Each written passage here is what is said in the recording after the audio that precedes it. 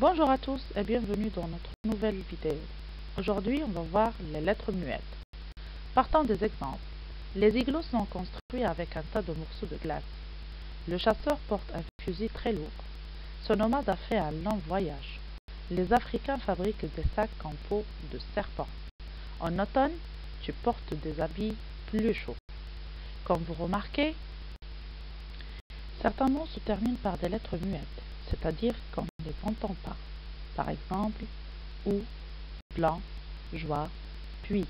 Vous voyez bien que le X, le C, le E et le S ne se prononcent pas.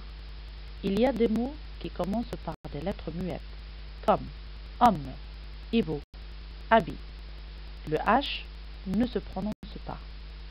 Ils peuvent aussi être au milieu des mots comme rhinocéros, baptisé, du thé, tête. Le H et le P ici ne se prononcent pas. La plupart des noms féminins se terminent par un E muet après les voyelles I et U. Exemple, banlieue, que, pluie, boue. Vous voyez bien que le E ne se prononce pas. Les lettres finales des terminaisons verbales S, X, D, T, le NT ne s'entendent pas sauf dans le cas de liaison. Par exemple, il est à moi. Alors ici, on a prononcé le T parce qu'il y a une liaison.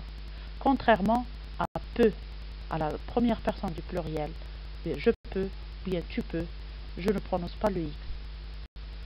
Le S et le X du pluriel des noms et des adjectifs ne s'entendent pas, sauf dans le cas de liaison. Par exemple, de beaux vêtements.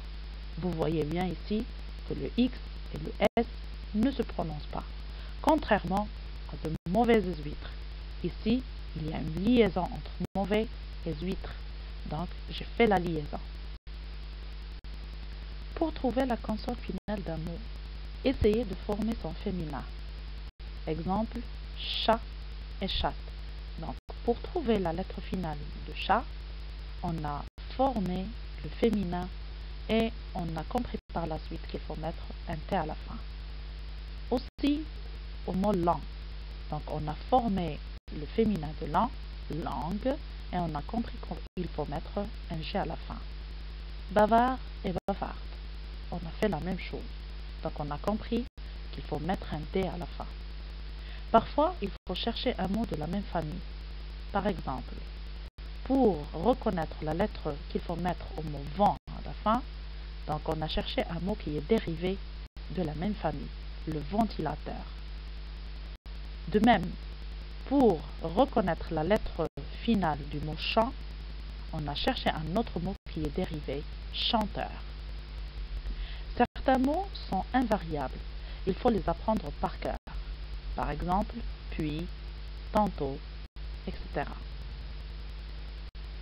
N'oubliez pas de faire les exercices d'application et les exercices de prolongement que vous allez voir par la suite.